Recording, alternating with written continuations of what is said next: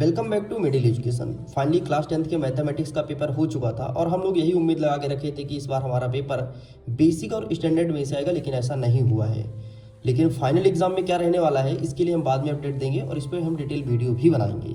लेकिन स्टूडेंट्स, हमारा पेपर हो चुका है एंड आपने देखा जो हमने बूस्टर डोज में डाला था, हमने जो मॉडल प्रैक्टिस पेपर में क्वेश्चन उपलब्ध कराया था, वहाँ से हूबहू बहुत सारे क्वेश्चन सेम टू सेम देखने को मिला है।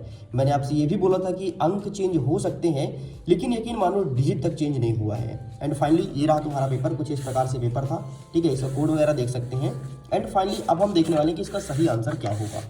सबसे पहले कहता है कि सही विकल्प चुनकर लिखो। जो पहला प्रश्न पूछा है कि आपको एक रैखिक समीकरण दिया गया है, इसका पूछा है कि अद्वितीय हल क्या होगा, तो इसका सही आंसर हमें लगाना है ऑप्शन नंबर सी, आपका सही उत्तर हो जाएगा, ठीक है। a1/a2 equal b1/b2। आगे देखते हैं, प्रश्न नंबर 2 कह रहा है कि एक द्विघात समीकरण दिया गया है, इसके विविधकर का सूत्र क्या होगा। एंड आज जब मैं लाइव क्लास ले रहा था उसमें डिस्कस किया था, d² बराबर b² माइनस 4ac विविधकर का सूत्र होता है, अर्थात ऑप्शन नंबर डी आपका सही उत्तर हो जाएगा।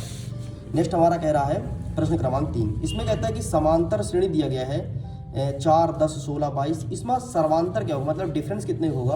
तो इसका सही आंसर हमें लगाना है ऑप्शन नंबर सी, मतलब 6 आपका सही उत्तर हो जाएगा।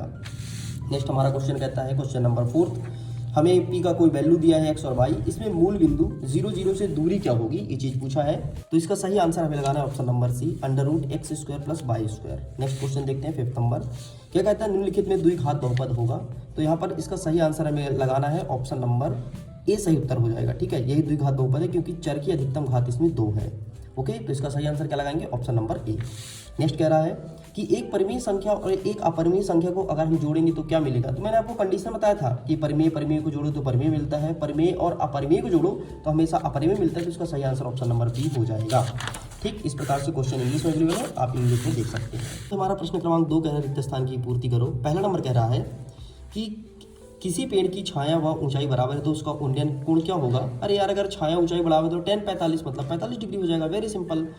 दो त्रिभुज जिनके आकार समान हो परंतु आवश्यक रूप से अमाप असमान हो, मतलब दिखने में तो समान है लेकिन उसका जो डिजाइन है ना वो अलग अलग है, तो उसे क्या कहेंगे।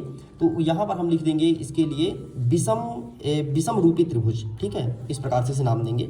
नेक्स्ट कहता है कि एक द्विघात समीकरण की चर की अधिकतम घात कितनी होती है। अगर समीकरण द्विघात है तो चर की अधिकतम घात 2 हो जाएगी। नेक्स्ट कह रहा है उन्नयन कोण बनने की स्थिति में देखा जा रहा है कि बिंदु क्षैतिज स्तर से कहाँ जा रहा है, तो क्षैतिज स्तर से ऊपर जा रहा है तो बनेगा उन्नयन कोण, और नीचे आ रहा है तो बनेगा अवनमन कोण। नेक्स्ट कह रहा है एक रेखा जो वृत्त के 2 बिंदु पर प्रतिच्छेद करती है वह क्या कहलाती है, तो उसे कहते हैं प्रतिच्छेदी रेखा। नेक्स्ट कह रहा है 6ठा नंबर, सभी डैश त्रिभुज समरूप होते हैं। तो सभी आपके समबाहु त्रिभुज है ना, जो आपको समान दिखते हैं वो हमेशा समरूप होते हैं। तो इस प्रकार से आपका ये हो गया करेक्ट आंसर, ठीक है। चलिए आगे देख लेते हैं प्रश्न नंबर 3। यहाँ पर कह रहा है पहला नंबर की 2 समरूप आकृति अनिवार्यतः सर्वांशम होगी, तो यहाँ पर असत्य करना है। नेक्स्ट कह रहा है कि घात 2 के किसी बहुपद की अधिकतम 2 शून्यक होते हैं, बिल्कुल सही हो जाएगा। देखिए यार, मैं तेरे को बताया था ना, जितनी घात उतने शून्यक, अगर त्रिघाती हो तो 3 शून्यक, ठीक है। नेक्स्ट हमारा कह रहा है कि समरूप त्रिभुज के क्षेत्रफल सदैव बराबर होते हैं, तो ये आपका गलत हो जाएगा। नेक्स्ट कह रहा है कि अंततः अनेक हल होने की रेखाएं संपाती होती है, तो ये आपको सही कर देना है। हमारा क्वेश्चन कह रहा है 5वां नंबर कि किसी समय धूप में खड़े एक व्यक्ति की छाया की ऊंचाई √3 गुनी है, तब सूर्य का उन्नयन कोण क्या 30 डिग्री होगा। तो यहाँ पर आपको सत्य कर देना है, बिल्कुल सही है। नेक्स्ट, क्योंकि tan 30 का मान 1/√3 होता है ना। नेक्स्ट कह रहा है कि किसी बिंदु का भुज शून्य है तो x अक्ष पर स्थित होगा, तो ये बिल्कुल गलत है। अगर भुज ही शून्य है तो x पर स्थित नहीं होगा, क्योंकि x को भुज कहते हैं ना, तो यहाँ पर आपका असत्य हो जाएगा। इस प्रकार से आपका केवल और केवल दूसरा, चौथा, 5वां सही है, बाकी सब कुछ गलत है। चलो आगे बढ़ते हैं, अब फटाफट सही जोड़ी को देखते हैं। सही जोड़ी में पहले कहता है कि 9 sec² a माइनस 9 tan² 1, तो इसका आंसर आपको 0 हो जाएगा। 15 और 30 का एलसीएम क्या होगा, तो 30 हो जाएगा आपको, ठीक है। 30 हो जाएगा फिर 15, तो यहाँ पर 30 ऑप्शन दिया तो हम 30 को टिक करेंगे। sin² 35 degree plus cos² 35 degree, तो इसका सही आंसर आपको लगाना है ऑप्शन नंबर ए, मतलब 1 हो जाएगा। नेक्स्ट कहता है कि x-2 और x-3 का शून्य क्या होगा, तो 2 और 3 हो जाएगा। अचर बहुपद की घात क्या होती है, तो शून्य होती है। एंड tan² 30 डिग्री का वैल्यू क्या हो जाएगा, तो यहाँ पर हमें लगाना है ऑप्शन नंबर सी, मतलब 1/2। वैसे यहाँ पर प्रिंट मिस्टेक है, 1/2 नहीं होना चाहिए। tan² 30 डिग्री का वैल्यू होता है 1/√3, ठीक है, बट यहाँ पर प्रिंट मिस्टेक है, कोई दिक्कत नहीं, हमें यही लगाना है। यही लगाओगे तभी जाकर के पूरा नंबर मिलेगा। ओके, बाकी इंग्लिश में देख सकते हो। चलिए आगे देखते हैं प्रश्न क्रमांक 5 क्या कह रहा है।